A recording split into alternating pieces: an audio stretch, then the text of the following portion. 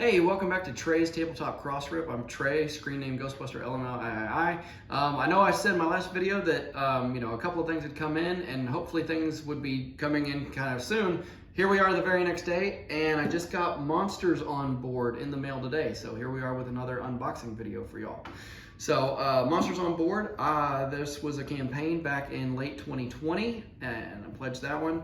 And it was originally scheduled for delivery back in the summer of last year, and obviously COVID hit and messed up a lot of things, pushed a lot of things back. But here we are, not quite a year later, and we have it in hand. So there were a couple of different pledge levels on this one. I did not do the all-in on this. There was another kind of little side game that followed the main one called Monster Mixer, and it had it was a part of the all-in or an add-on, and I did not get that. I just got the deluxe game, and then I couldn't help myself and I got the plastic Fearmobiles, and that's what should be in this white box here, so we'll get to that. But Monsters on Board appears to be a fun game. It's from Final Frontier Games. You might know them from the Merchant's Cove game or the Robin Hood game or Rise to Nobility.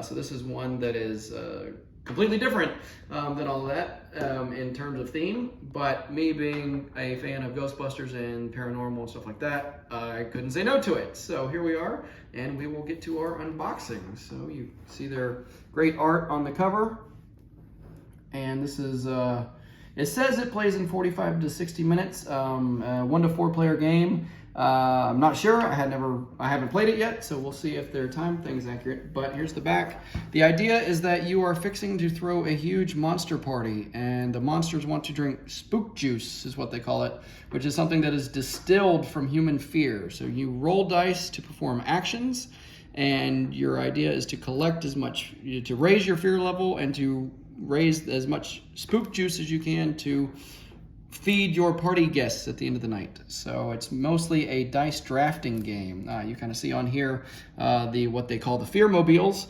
The Fearmobiles have dice.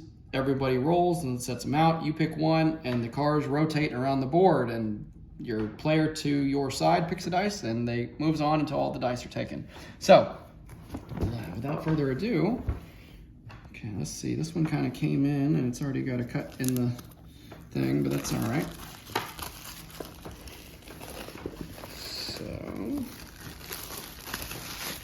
So on the campaign page, it did mention that there was going to, a little bit of a crease there.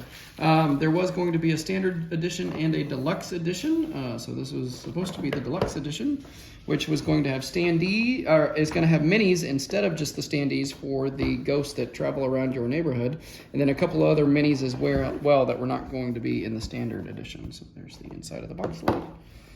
This appears to be our rulebook. Yep. So it's a nice big rule book. I like the layout and the art that they've got in it. Looks like they've got a lot of good diagrams to help explain the gameplay. Writing a rule book can be very difficult and then challenging for the players to read. So I'm happy to see the diagrams of gameplay. I think that'll help. All right, so then let me see if I can get my finger in here. So Fearmobile bases and ghost tokens, which will give you powers in the game. Okay, looks like the other two Fearmobiles and more ghost tokens. Okay, here's your board for the middle. The player boards are really big on this, but here's the middle where you will raise and lower, keep track of your points as you go. That's your spook juice. You can kind of see it here, but that's really just the point system of this game. And then you've got places around where you can buy the little ghost tokens using Malice, or you can buy Arch monster cards, which we'll look at in a minute. Oh, even the back of it's got a great drawing on it. Cyclops skeleton. So we've got a dice bag here with printing on the dice bag. That was one of the upgrades for the deluxe edition, was the printing on the bag. Looks great. This looks like just a collection of baggies. Yep, just a collection of baggies to help organize things. Our Monsters on Board sticker. And here are the player boards, and they are wrapped up. So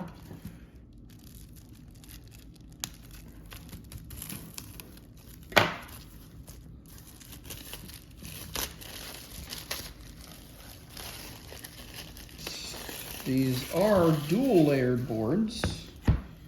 to an extent. Not every one of those holes is dual layered, but this is the neighborhood that your monsters will traverse through. They come around kind of in this backwards S shape. And then over here is where you will start by drafting your dice and then move them down and place them accordingly in the game. And this part, I hope it'll show up, but it is dual layered here so that the dice and then the little markers will fit inserted. So I like that. This looks really good. Let's see if there's anything. And there's this side where it is flat. Okay. So there are 1, 2, 3, 4 of those as expected. So then here we've got more ghost tokens. Those more ghost tokens were unlocked as part of the stretch goals during the campaign. So here are the player markers, which part of the unlocks were them to be actually shaped meeples and screen printing on them. So you've got 2 for each player on there. We'll go ahead and open that up so we can get a feel of them. Just a couple. Yeah, they feel good. Both sides. Okay, let's see. Here is a pack of dice and a half. So, here are all the dice. Now, these were packed and sealed over in China, and the creators did give a heads up that they are, because they were packed before they had time to completely dry, you will see some moisture inside the packet, so they recommend just giving them a good wash once they open them. So I'm glad I was given a heads up about that, because that's something I hadn't seen before. Even with all the board games that I've backed and received over the years, I've never seen that one before. So we'll get these out, and if they're a little moistury, that's all right. I'll throw them in some water here in a minute. So, but you can see, whoop, yep, had a little bit of wet on there. So you see the screen printing on those, and so they give you actions, and they give you power for malice and points. And so basically the lower the number is, the more actions and better actions you're going to choose from. The higher the number, because of what that number lets you do, the less actions that die will give you, or less powerful actions, as it were. So there are 4 of those. So we'll keep going. So here we've got a deck of cards.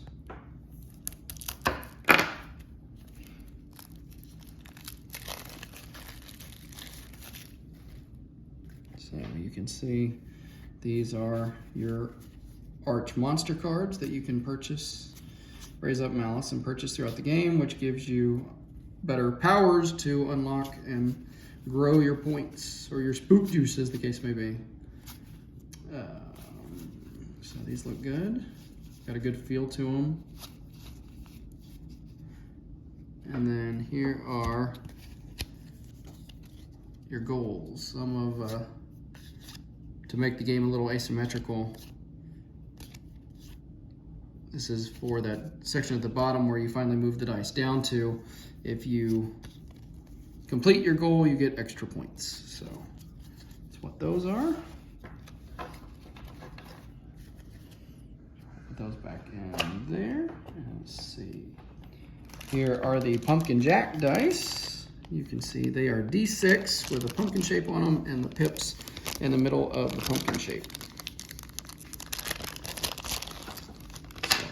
Spider Jack is the big monster of the game that's coming. You're trying to raise Spider Jack to start your party. So they look good. And then little cards here. If we can get my knife in there. There we go.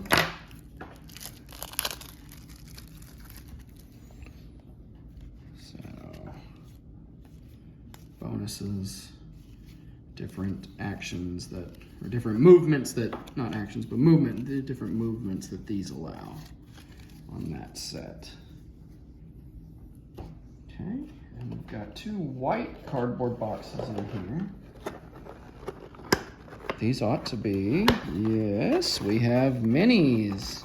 Again, part of the Deluxe Edition was having the minis instead of standees. So they are color coded.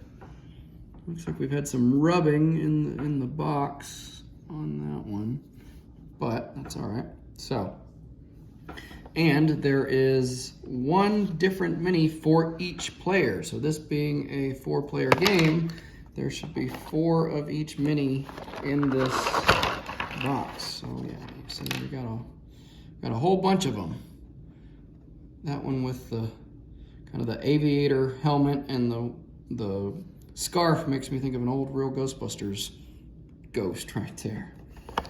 Let's see, so that's those, and let's open this one. Ought to be the other. So these will be the Minion tokens. You got Spider Jack there.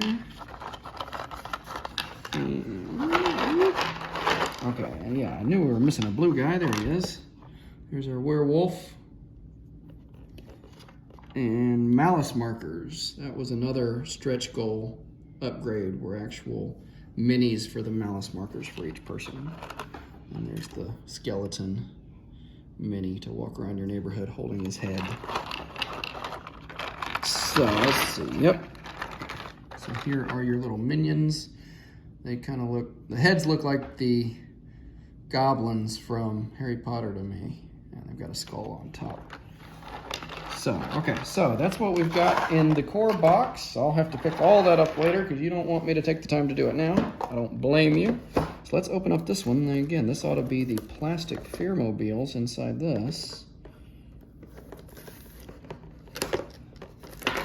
So I'm not sure. I don't think they said these fit in the core box, which is a little bit of a shame. I might do some working around myself or maybe see if I can find something that would allow them to fit in the core box with everything else. But as you can see, there's a lot of components in there already.